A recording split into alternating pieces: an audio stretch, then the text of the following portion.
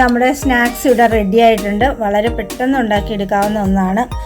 നിങ്ങൾക്ക് കൂടുതൽ രുചി കൂട്ടാൻ വേണ്ടിയിട്ട് ഇഞ്ചി ഗാർലിക് പേസ്റ്റ് ചേർക്കാം. മറ്റു നിങ്ങൾക്ക് രുചികരമായി തോന്നുന്ന എന്ത് സാധനം വേണമെങ്കിലും ഇത് ചേർത്ത് കൊടുത്ത് റെഡിയാക്കി എടുക്കാവുന്നതാണ്.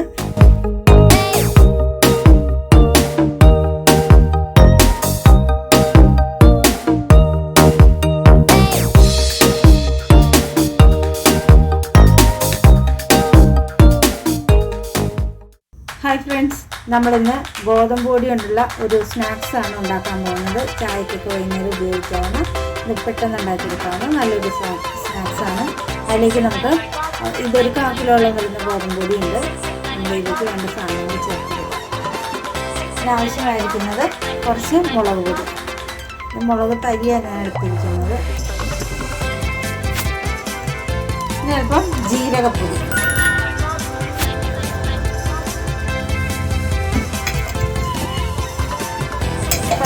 അയമോദകമാണത്. അയമോദകം നമുക്ക് കൈ കൊണ്ടൊന്ന് തിരിഞ്ഞിട്ട് ചേർത്ത് കൊടുക്കാം.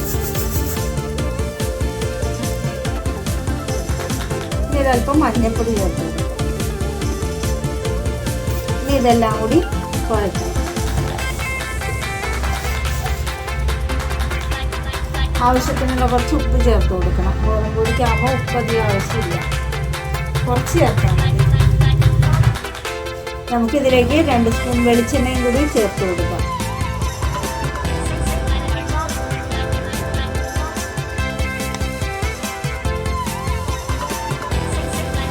ഇനി ഇതെല്ലാം കൂടി നന്നായിട്ട് ഇളക്കി യോജിപ്പിക്കണം.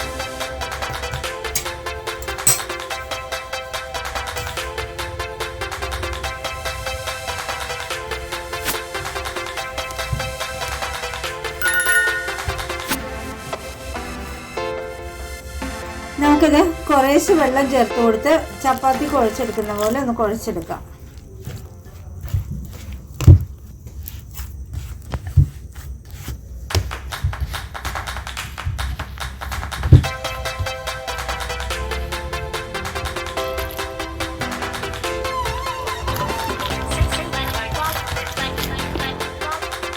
എണ്ണ പുരട്ടിയിട്ട് ഇത് നമുക്ക് ഈ എണ്ണ ഇതിലേക്ക് പുരട്ടി കൊടുത്ത് ഒരു 15 മിനിറ്റ് ഇതൊന്ന് ആയി വരാൻ വേണ്ടി വയ്ക്കാം.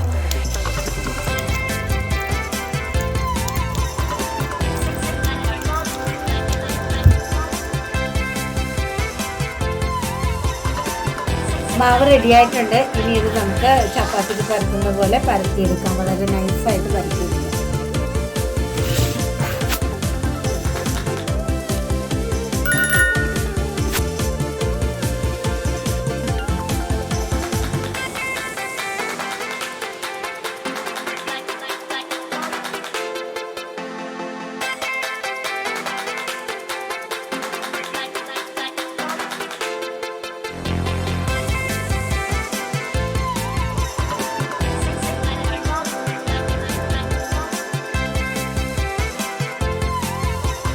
നമ്മളിത് തീരെ കനം കുറച്ച് പരത്തി എടുത്തിട്ടുണ്ട്.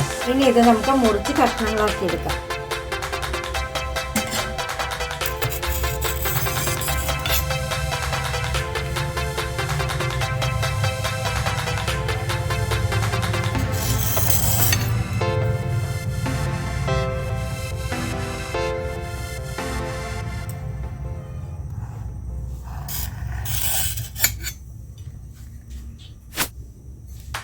ഇത് ഏത് ഷേപ്പിൽ വേണമെങ്കിലും എടുക്കാം. ഞാൻ ഇങ്ങനെ എടുത്തു തന്നേ ഉള്ളൂ. നിങ്ങൾക്ക് ഇഷ്ടമുള്ളതുപോലെ എടുക്കാവുന്നതാണ്.